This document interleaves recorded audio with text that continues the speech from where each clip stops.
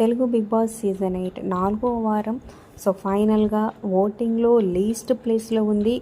అలాగే house mates అందరి చేత కూడా సో తక్కువ ఓటింగ్స్ అయితే పడినాయి అనమాట. అదేంటో తెలుసుకుందాం. సో ఫైనల్గా అయితే సోనియా ఎలిమినేషన్ అయితే జరిగింది.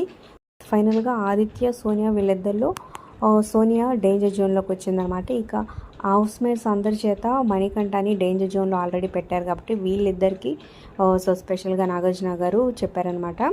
సో ఓటింగ్ రిజల్ట్స్లో లీస్ట్ ప్లేస్లో ఉన్న సోనియాకి, అలాగే ప్రజెంట్ హౌస్ మేట్స్లో ఉన్నందరూ ఎవరు సోనియాని బయటకు పంపించాలనుకుంటున్నారు అనేవాళ్ళు ఎవరికి ఓట్ చేస్తున్నారు, సోనియాకి మణికంఠకి ఎంతమంది ఓట్ చేస్తున్నారని ఓటింగ్ అడుగుతారనమాట. సో దాంట్లో ముగ్గురు తప్ప మిగతా వాళ్ళందరూ మణికంఠకు ఓటేశారు.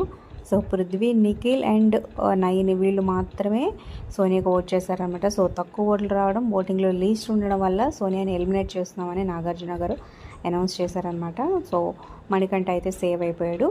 అలాగే తనని అందరూ డేంజర్ జోన్లో ఉన్న కారణంగా తనని జైల్లో పెడతానట్టు చెప్పారనమాట. సో జైలు నుంచి ఎప్పుడు బయటకు వస్తామో తర్వాత అనౌన్స్ చేస్తాము, ముందైతే ప్రస్తుతానికి జైల్లో ఉండాల్సిందే అని చెప్పారనమాట. సో ఎలిమినేషన్ మీకు ఎలా అనిపించింది ఈ వారం? సో పృథ్వీ అయితే చాలా ఎమోషనల్ అయ్యాడు. నిఖిల్ పృథ్వీ మాట్లాడుకుంటూ వీళ్ళ గేమ్ ఎలా ఉండబోతుంది వితౌట్ సోనియా అనేది చాలా ఇంట్రెస్టింగ్గా ఉండబోతుంది. సో మీ అబ్బాయిల కింద కమెంట్ చేయండి, like, share, subscribe for more videos.